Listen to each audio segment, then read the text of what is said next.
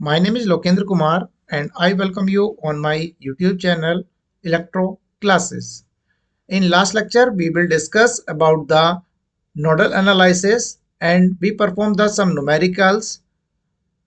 तो आप लोगों ने वहां से नोडल एनालिसिस की प्रैक्टिस की होगी। उम्मीद करते हैं कि आपको वहां से चीजें समझ में आई होगी और आप नोडल एनालिसिस के क्वेश्चन सॉल्व कर पा रहे होंगे।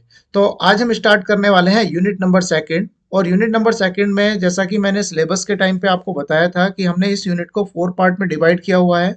तो आज हम इसका फर्स्ट पार्ट जो डिफरेंट वेवफॉर्म्स हैं उसका लेक्चर 1 स्टार्ट कर रहे हैं। तो आज जो हम डिस्कस करने वाले हैं वो हम साइनोसॉइडल वेवफॉर्म को डिस्कस करने वाले हैं और साइनोसॉइडल वेवफॉर्म के लिए आरएमएस और एवरेज वैल्यू या इफेक्टिव वैल्यू कैसे कैलकुलेट होगी हम वो सीखने वाले हैं। उसके बाद हम डिफरेंट टाइप की साइनोसॉइडल वेवफॉर्म के लिए फॉर्म फैक्टर और पीक फैक्टर का कैलकुलेशन करेंगे।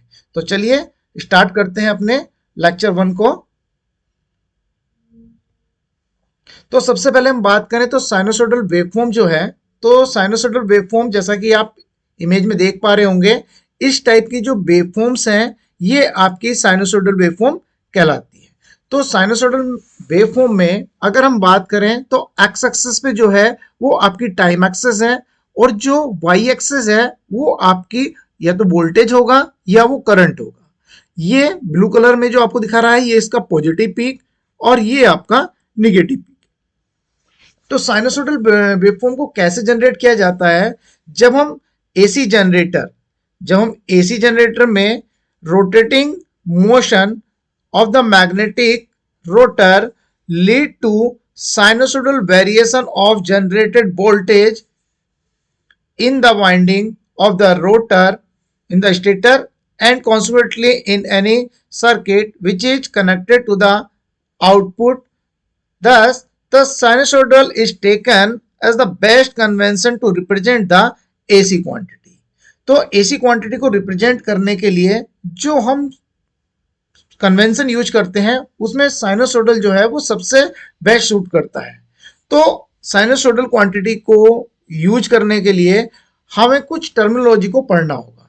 जो हमें टॉपिक्स है जो हमें आज पढ़ना है उसके लिए हमें कुछ डेफिनेशन देखनी है, जिसमें सबसे पहली जो डेफिनेशन है that is the time period. Time period क्या होगा? तो टाइम पीरियड क्या होगा? तो it is the length of the time in second that the waveform takes to repeat its from start to finish. This can also be called the periodic time of the waveform for sine wave or pulse wave for square wave. कहने का मतलब क्या है कि जो time period होगा वो एक वेवफॉर्म, जैसे मैं अगर कोई यहां वेवफॉर्म ड्रॉ करता हूं, ये आपकी कोई वेवफॉर्म है, तो वन साइकिल को कंप्लीट होने में जो टाइम लगेगा, मीन वेवफॉर्म आपकी इस पॉइंट से स्टार्ट हुई और इस पॉइंट पे कंप्लीट हुई, इसके बाद इस वेवफॉर्म का रिपीटेशन स्टार्ट हो गया, तो इस वेवफॉर्म के लिए ये क्या होगा, इसका टाइम पीरियड होगा, जिसको हम टी से डिनोट करेंगे। फ्रीक्वेंसी, फ्रीक्वेंसी का मतलब है कि आपकी नंबर ऑफ साइकिल जो है या नंबर ऑफ जो वेवफॉर्म्स हैं वो 1 सेकंड में कितनी रिपीट हो रही हैं। तो इसको डिफाइन किया जाता है, it is the number of times the waveform repeat itself with in A second. The frequency is the reciprocal of the time period. Frequency को हम 1/t से रिप्रेजेंट करते हैं with the unit of frequency being the hertz, जिसको हम hz से denote करते हैं। इसके बाद जो नेक्स्ट डेफिनेशन आती है that is the peak value. Peak value क्या चीज है? The maximum value attained by an alternating quantity during one cycle is called its peak value. It is also known as the maximum value और amplitude और crest value. The sinusoidal alternating quantity obtain its peak value at 90 degree as shown in the figure। जो ऐसे कि हमने आपको starting में जब किया साइनोसॉइडल वेवफॉर्म दिखाई थी तो उसका जो ब्लू कलर से पीक दिख रहा था वो आपका 90 डिग्री पे अकर करता है। पीक टू पीक वैल्यू क्या होती है? तो अगर हम बात करें यहां मैं एक वेवफॉर्म ड्रॉ कर देता हूं, दिस, ये आपका पॉजिटिव मैक्सिमम है और ये आपका निगेटिव मैक्सिमम है। तो इन दोनों के बीच में जो वैल्यू होगी वो आपकी पीक टू पीक वैल्यू कहलाती है। तो the sum of positive and negative peak value is known as peak to peak value and it is expressed as IPP और BPP। Now next terminology is the average और mean value. तो average value हम किसको define करते हैं? The sum of all the instantaneous value divided by the number of value taken over that interval is known as average value. If the alternating quantity is represented by a curve, then the average value is the average height of the curve. The average height of any curve can be found by dividing the area under the curve by the length. अब हमें जो area calculate करना है वो किसी waveform का होगा, उसके अंडर में जो आ रहा है, और उसका जो लेंथ होगी उससे अगर हम उसको डिवाइड कर देंगे तो हमें एरिया मिलेगा। जैसे अगर हमें कोई सीक्वेंस दी हुई है, सपोज कीजिए आपके पास नंबर दिए हुए हैं 1 2 3 4 5 और आपसे कहा जाए कि इनका एवरेज कैलकुलेट कीजिए, तो हम क्या करते थे? 1 + 2 + 3 + 4 + 5 अपॉन नंबर ऑफ क्वांटिटी। तो 5 होंगी तो इसको डिवाइड कर देंगे तो हमारे पास एवरेज वैल्यू आ जाती है। लेकिन जब हम किसी वेवफॉर्म के लिए एवरेज कैलकुलेट करेंगे तो उसके लिए जो हम यूज करेंगे quantity, that is the A average is equal to 1/t 0 to t a into D theta. ये आपका एवरेज कैलकुलेट करने के लिए फॉर्मूला होगा। इसके बाद जो दूसरी क्वांटिटी आती है दैट इज द इफेक्टिव और रूट मीन स्क्वायर, जिसको हम आरएमएस वैल्यू बोलते हैं। अब आरएमएस वैल्यू को डिफाइन करने के लिए पेपर में एक दो बार पूछा गया है, तो इसको हम डिफाइन करते हैं। An alternating current will deliver to a resistance the same power as direct current of equal to the RMS or effective value of the alternating current. The RMS value of alternating current is defined as the square root of average of I square during a complete cycle, where I is the instantaneous value of alternating current.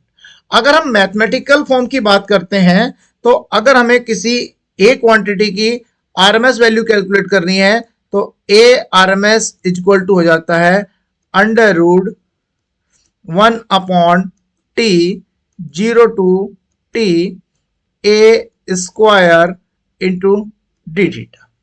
ये आपकी mathematicals है।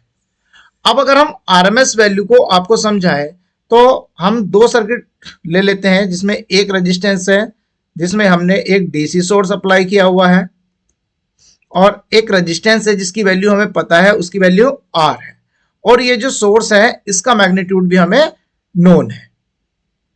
Same resistance को हमने एक AC source के across apply किया हुआ है, इसका रेजिस्टेंस R है। अगर हमने B वोल्टेज अप्लाई किया हुआ है तो यहां अगर हमें रेजिस्टेंस की वैल्यू नोन है और वोल्टेज सोर्स की वैल्यू नोन है तो एक करंट फ्लो होगी। अब ये करंट सपोज कीजिए T टाइम के लिए फ्लो की गई तो इस रेजिस्टेंस से जो आपकी हीट प्रोड्यूस होगी वो होगी आपकी I1 स्क्वायर RT। अब सेम अमाउंट की हीट प्रोड्यूस करनी है आपको एसी सर्किट से जिसमें आपको रेजिस्टेंस नोन है और वोल्टेज नोन है। रेजिस्टेंस नोन है, वोल्टेज का मैग्नीट्यूड नोन नहीं है। तो सेम अमाउंट की हीट को प्रोड्यूस करने के लिए सेम टाइम में जितने अमाउंट की करंट रिक्वायर्ड होगी वो करंट आपकी कहलाएगी RMS value of alternating current. समझ में आया होगा? चलिए अब हम देखते हैं सिमेट्रिकल वेवफॉर्म। सिमेट्रिकल वेवफॉर्म कौन सी होती है? सिमेट्रिकल वेवफॉर्म की कंडीशन को फुलफिल करने के लिए आपके पास तीन कंडीशन है। अगर मैं यहां आपको एक वेवफॉर्म ड्रॉ करता हूं, ये हमने कोई वेवफॉर्म ड्रॉ कर ली जिसमें एक्स एक्सिस पे हमने थीटा ले लिया, और अगर आपकी पहली कंडीशन है कि जो दोनों हाफ साइकिल्स हैं, ये वाले और ये वाले, अगर इनका टाइम पीरियड इक्वल है, कौन से? Time period of both half cycle is equal. अगर इक्वल है, दूसरी condition, if both half cycle magnitude equal हो। तीसरी कंडीशन है बोथ हाफ साइकिल्स की cycles shape is same and identical opposite. अगर ये तीनों कंडीशन कोई वेवफॉर्म सेटिस्फाई करती है तो वो आपकी सिमेट्रिकल वेवफॉर्म होगी। और सिमेट्रिकल वेवफॉर्म के लिए अगर हम कंप्लीट साइकिल के लिए एवरेज वैल्यू निकालते हैं तो वो हमेशा जीरो आती है। ठीक है ना? तो ये चीज ध्यान रखना, जब हम इसके डेरिवेशन स्टार्ट करेंगे तो वहां ये चीज अकर करेगी। चलिए तो अब हम स्टार्ट करते हैं। तो अब हमें जो हम वेवफॉर्म लेंगे उसके लिए हमें दो फैक्टर और कैलकुलेट करने हैं, और यहां से आपके पास एक ट्यू में 2 मार्क्स के क्वेश्चन आपके पेपर में पूछे जाते हैं। काफी बार आपसे फॉर्म फैक्टर और पीक फैक्टर को डिफाइन कराने के लिए पूछा गया है। तो फॉर्म फैक्टर क्या होता है? It is the ratio of RMS value to average value, और इसको हम डिनोट करते हैं के एफ से, जिसको हम लिखते हैं RMS value upon average value, और ये डिस्क्राइब किया जाता है शेप ऑफ द वेवफॉर्म से। Peak factor, it is the ratio of maximum value to the RMS value and it is denoted by KP, and it is maximum value upon RMS value.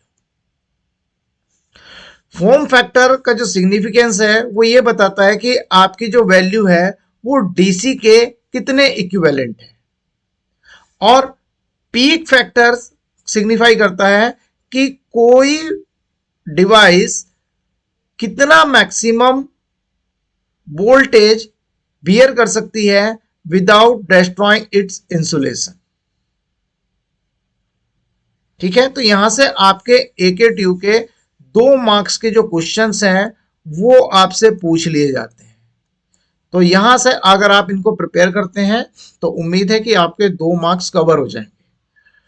अब चलते हैं हम जो paper में आपसे derivation पूछा जाता है, that is the RMS and average value of sine wave. ठीक है ना? तो इसको करने के लिए मैं इस स्क्रीन को आपको 2 पार्ट में डिवाइड कर लेता हूं।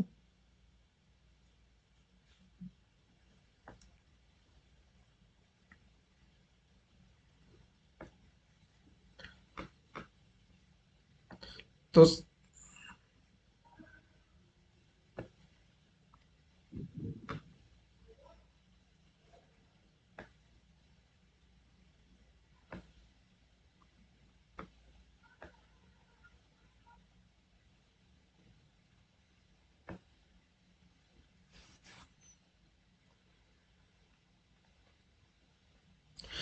चलिए, तो अब हम यहां से एक वेवफॉर्म ड्रॉ करते हैं जो आपके साइनसोइडल वेवफॉर्म होगी। एक्स एक्सिस पे हम थीटा और वाई एक्सिस पे हम वोल्टेज। अगर आपसे करंट की वेवफॉर्म देके आपसे कैलकुलेट कराए, ठीक है ना, तो वो आपका करंट क्वांटिटी हो जाएगी। ये आपका V नॉट मैक्सिमम वैल्यू, 0, ये आपकी पाई होगा,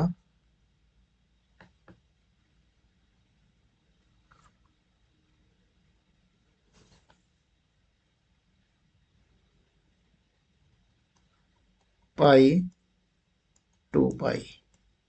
ठीक है, ये वेवफॉर्म आगे भी हो सकती है।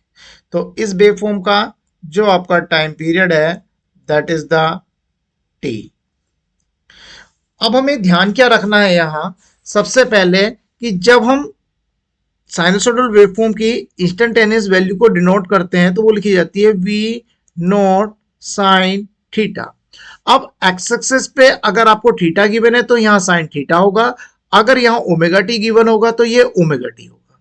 तो ये होती है आपकी इंस्टेंटेनियस वैल्यू। इंस्टेंटेनियस वैल्यू का मतलब है किसी भी इंस्टेंट पर इस वेवफॉर्म की जो वैल्यू है वो इस इक्वेशन से डिफाइन है।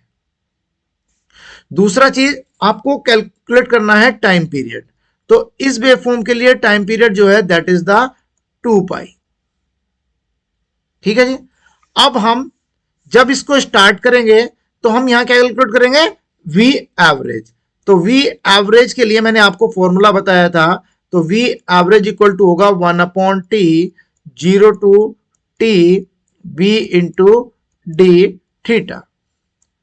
अब यहां टाइम पीरियड कितना है, 2 पाई, 0 to 2 पाई, v की value v naught sine theta into D theta. तो 1/2 पाई, वी नोट इंटीग्रेशन से बाहर आ जाएगा क्योंकि वी नोट एक मैग्नीट्यूड है, तो इंटीग्रेशन में बचेगा 0 to 2 pi sine theta into D theta. V note upon 2 pi, sine theta का इंटीग्रेशन करेंगे तो माइनस कॉस थीटा, लिमिट लगेगी 0 से 2 पाई, ये वैल्यू आ जाएगी आपके V note upon 2 pi minus cos 2 pi minus plus cos 0। तो ये वैल्यू आ जाएगी V note upon 2 pi sine 2 pi की वैल्यू -1, ये साइन 0+1 इज इक्वल टू 0। तो ये किस वजह से 0 आया है, क्योंकि ये जो वेवफॉर्म है ये आपकी एक्स एक्सिस पे सिमेट्री शो कर रही है। अगर ये एक्स एक्सिस पे सिमेट्री शो करेगा तो कंप्लीट साइकिल के लिए जो एवरेज वैल्यू होगी वो 0 होती है। तो जब भी हम डेरिवेशन स्टार्ट करते हैं, ये तो मैंने आपको करके बताया है, हम लिखते हैं यहां for symmetrical wave for complete cycle average value will be 0. So we consider the half cycle. तो डेरिवेशन आपका यहां से स्टार्ट होता है, so we consider half cycle. अगर हम हाफ साइकिल कंसीडर करते हैं तो टाइम पीरियड जो हो जाएगा वो आपका हाफ हो जाएगा। तो टाइम पीरियड कितना हो जाएगा, 0 से पाई, और इंस्टेंटेनियस वैल्यू जो रहेगी वो v equal to V not sine theta रहेगी। तो अगर हम इसके लिए एवरेज वैल्यू कैलकुलेट करते हैं तो v एवरेज आ जाएगा 1/t 0 to t v into D theta. तो 1/पाई 0 to pi v naught sine theta into D theta. V naught फिर से इंटीग्रेशन से बाहर आ जाएगा क्योंकि एक मैग्नीट्यूड है। साइन थीटा का इंटीग्रेशन करेंगे तो माइनस कॉस थीटा होगा, जिसमें लिमिट पुट करी जाएगी 0 टू पाई, तो ये वैल्यू आ जाएगी V note upon pi minus cos pi plus cos 0। Cos pi की जो वैल्यू होती है वो -1 होती है, तो माइनस माइनस आपका +1 हो जाएगा और कॉस 0 की वैल्यू +1 हो जाएगी, तो ये आ जाएगा 2 वी नोट अपॉन पाई। तो ये हो जाएगा आपका वी एवरेज।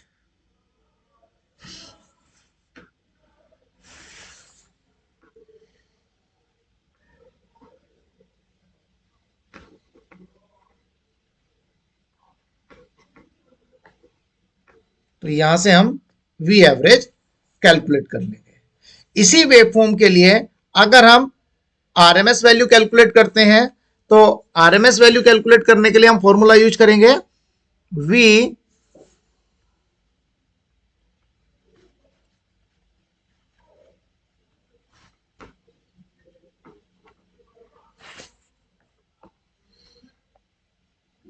तो हम फॉर्मूला यूज करेंगे यहां V R M S is equal to √1/t 0 to t V square into D theta. फिर से आपके पास टाइम पीरियड कितना होगा, पाई होगा, 0 to pi V naught square sine square theta into D theta. अब integration में वी नोट फिर से बाहर आ जाएगा, वी नोट अपॉन पाई। अब साइन स्क्वायर का इंटीग्रेशन हमारे पास नहीं है, तो हम क्या करते हैं, इसको हम लिख लेते हैं 1 minus cos 2 theta upon 2 into D theta. ये आपके पास एक आइडेंटिटी होती है cos 2 theta equal to 1 minus 2 sine square theta से। तो इसको हम यूज करके इसको कन्वर्ट कर लेते हैं। अब हमारे पास इसको सिंप्लीफाई करते हैं, तो वैल्यू आती है V naught upon pi 0 to pi 1 minus cos 2 theta into D theta, और इस 2 को हम बाहर ले जाते हैं। अब हम इसका इंटीग्रेशन करते हैं, तो 2 पाई 1 का इंटीग्रेशन करेंगे तो थीटा, और cos 2 थीटा का इंटीग्रेशन करेंगे तो sin 2 theta upon 2, limit put करेंगे तो 0 to pi V naught upon 2 pi, limit put करी हमने pi, minus sine 2 pi upon 2 minus 0 plus sine 0/2।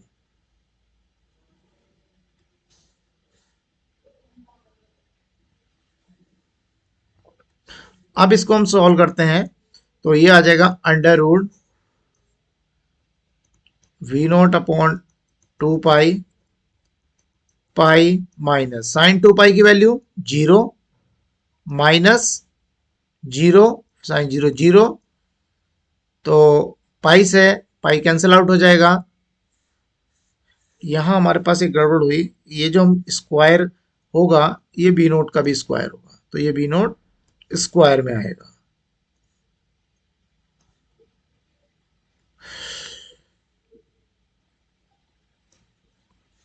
तो ये वैल्यू आ जाएगी आपके पास V naught by √2। This is the V R M S. जब यहां से फॉर्म फैक्टर निकालेंगे तो फॉर्म फैक्टर कितना हो जाएगा, V R M S upon V average, that is V naught by √2 upon 2 V naught upon pi, यानी कि pi upon 2√2। This value is 1.1 and peak factor Kp is equal to V maximum upon V RMS, that is V naught upon V naught by root two, that is root two, जिसकी value 1.414 होती है। तो इस तरीके से हम sinusoidal waveform के लिए एवरेज वैल्यू और आरएमएस वैल्यू कैलकुलेट कर लेते हैं। उसके बाद हम फॉर्म फैक्टर और पीक फैक्टर कैलकुलेट करते हैं। तो यहां से जो क्वेश्चन आता है वो सिंपल इस तरीके से पूछा जाता है कि calculate the form factor and peak factor for the sinusoidal waveform. तो आपको ये डेरिवेशन ड्राइव करना हो। इसके बाद हमारे पास वैल्यू है RMS and average value for half wave rectifier. अगर हम हाफ वेव रेक्टिफायर के लिए कैलकुलेट करते हैं तो सबसे पहले तो हमें पता होना चाहिए कि जो हमारा हाफ वेव है वो फंक्शन किस तरीके से करता है। तो हाफ वेव रेक्टिफायर जब आपका ऑपरेट करता है तो वो केवल एक साइकिल के लिए ऑपरेट करता है, उसमें सिंगल डायोड लगा होता है और उस केस में जो आउटपुट मिलता है वो केवल आपको हाफ साइकिल के लिए मिलता है।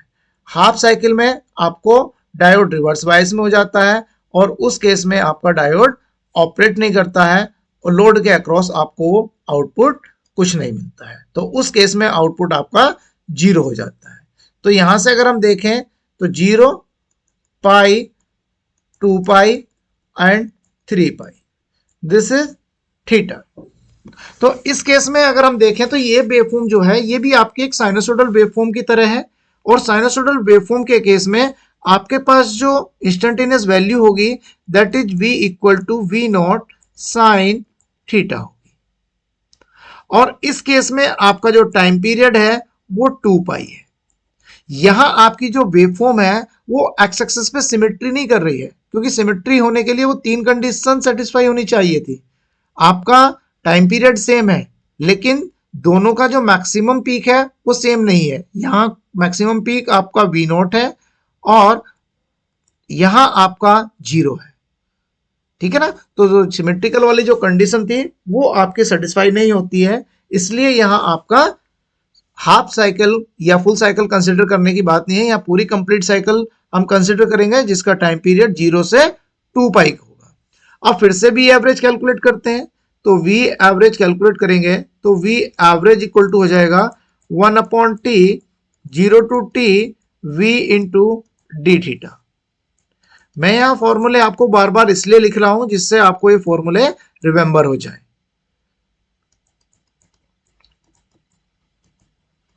अब इस लिमिट को हम ब्रेक करेंगे क्योंकि हमारे पास जो वैल्यू है वो 0 से पाई के लिए साइनसोइडल वोल्टेज है यानी V not sine theta into D theta and pi से 2 पाई के लिए हमारे पास वैल्यू कितनी है 0 इंटू डी थीटा। अब इस वाले इंटीग्रेशन की जब हम इंटीग्रेट करेंगे तो वैल्यू 0 हो जाएगी। 0 हो जाएगी तो हमें इसमें कुछ कैलकुलेट करने की जरूरत नहीं है। तो हमारे पास वैल्यू बचेगी 1/2 pi integration 0 to pi V not sine theta into D theta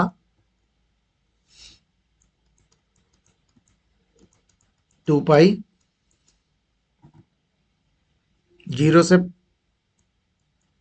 we not बाहर आ गया। अब साइन का इंटीग्रेशन करेंगे तो माइनस कॉस थीटा और लिमिट पुट करेंगे 0 से पाई तो V naught upon 2 pi minus cos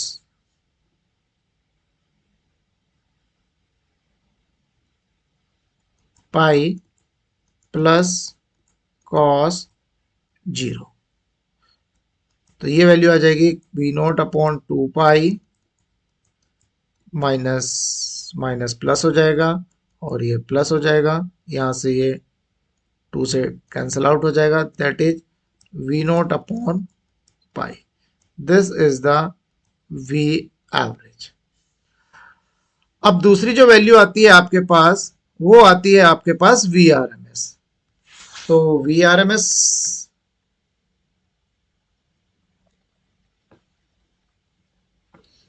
हम ड्राइव कर लेते हैं। तो वी आर एम एस जब हम ड्राइव करेंगे तो V R M S calculate करेंगे हम। V R M S is equal to under root 1/t 0 to t V square into D theta. फिर से वही चीज,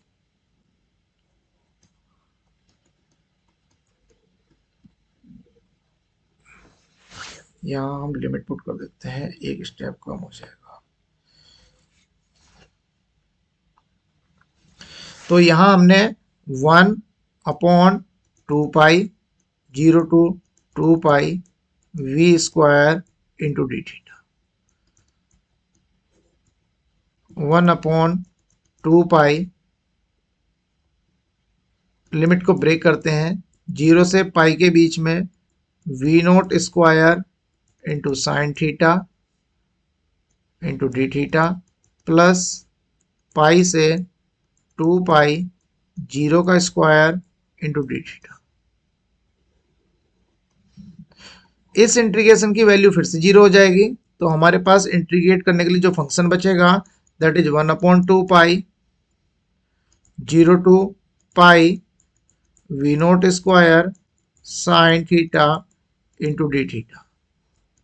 अब वी नोट स्क्वायर फिर से इंटीग्रेशन से बाहर आ जाएगा, साइन स्क्वायर जो थीटा है, ये साइन स्क्वायर थीटा है, इसको हम फिर से जैसे हमने पहले फंक्शन में लिखा था cos 2 थीटा अपॉन 2 लिख सकते हैं।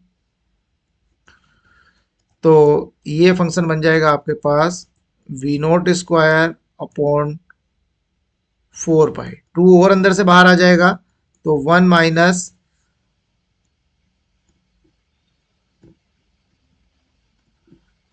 cos 2 theta. अब इसको हम इंटीग्रेट करते हैं 0 से पाई के लिए, तो वी नोट स्क्वायर अपॉन 4 पाई, 1 का इंटीग्रेशन करोगे तो बन जाएगा आपका थीटा, कॉस स्क्वायर थीटा का sign square theta by 2 minus ये आ जाएगा, इसमें लिमिट पुट की जाएगी 0 से पाई,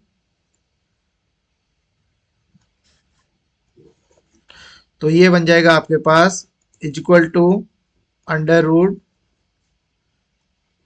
V note square upon 4 pi, limit put करोगे pi minus sine 2 pi by 2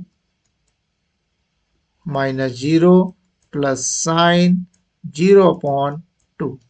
sign 2 pi की वैल्यू फिर से 0 हो जाएगी, साइन 0 की वैल्यू फिर से 0 हो जाएगी, तो यहां से आपके पास पाई से पाई कैंसिल हो जाएगा, तो ये आ जाएगा आपके पास V R M S is equal to V note upon 2।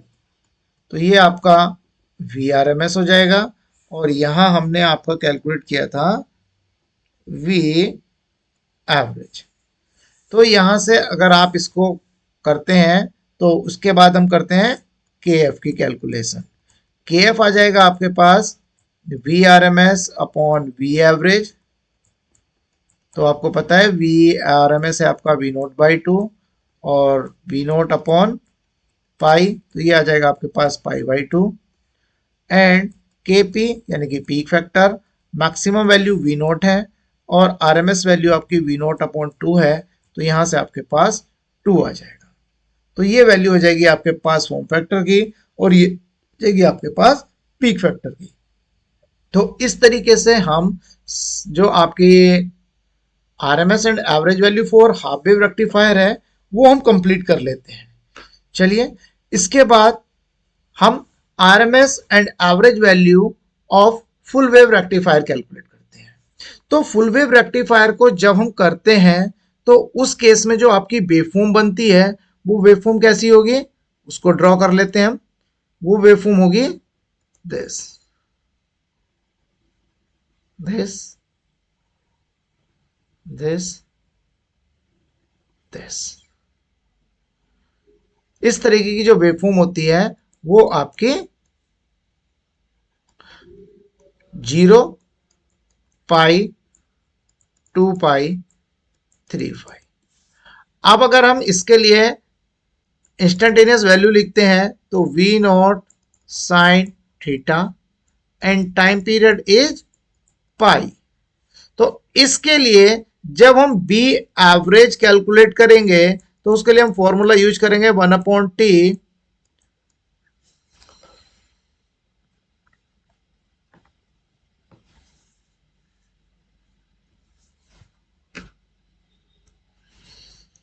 क्या फॉर्मूला यूज करेंगे हम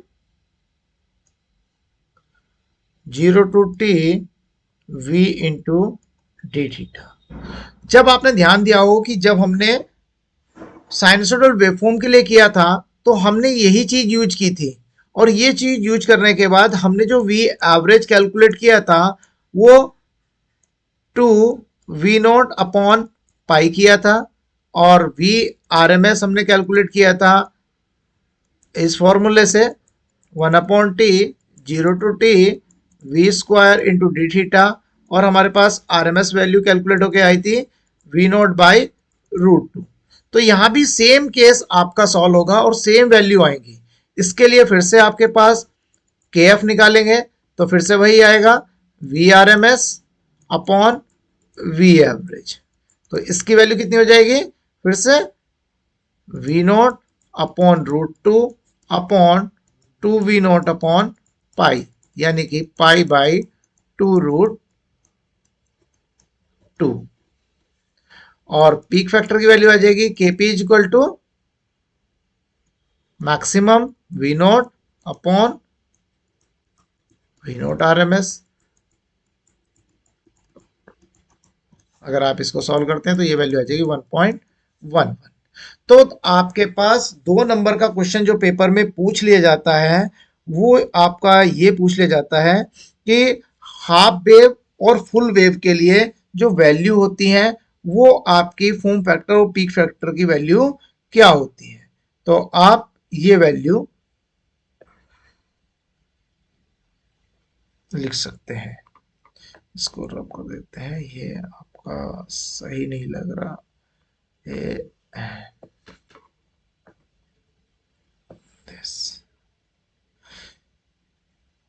तो फुल वेव के लिए जो आपकी वैल्यू आएंगी वो ये वैल्यू होंगी, ठीक है, और आपकी आरएमएस वैल्यू ये वैल्यू होगी, और ये वैल्यू आपकी। इसी तरीके से अगर हम यहां देखें तो यहां हमारी हाफ वेव के लिए जो वैल्यू है दैट इज दिस वैल्यू। तो हम यहां लिख सकते हैं जिससे आपको याद रहे कि हाफ वेव के लिए जो हमने वैल्यू कैलकुलेट करी है वो आपकी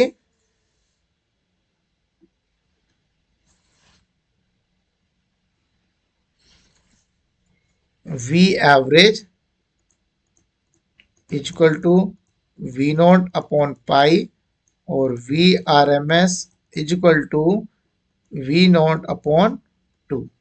ये वैल्यू है आपकी जो आपकी हाफ वेव के लिए कैलकुलेट होके आती है फॉर हाफ वेव। क्योंकि कई बार 2 नंबर के क्वेश्चन में आपको पूछ लिया जाता है, तो आपको यहां से आपको समझ में आया होगा कि किस तरीके से हम आरएमएस और एवरेज वैल्यू कैलकुलेट करते हैं। ठीक है, तो अगर आपको वीडियो पसंद आई है तो आप हमारा चैनल इलेक्ट्रो क्लासेस सब्सक्राइब कर सकते हैं, जहां आपको आने वाले समय में सारे के सारे यूनिट के लेक्चर मिलने वाले हैं, और हम कोशिश करेंगे कि बाकी सब्जेक्ट भी आपको यहां मिल जाए। लास्ट में हम आपको वन शॉट वीडियो भी प्रोवाइड कराएंगे जिसमें आप सारी यूनिट का एक साथ रिवीजन कर सकते हैं। तो ओके, थैंक यू, मिलते हैं नेक्स्ट वीडियो में।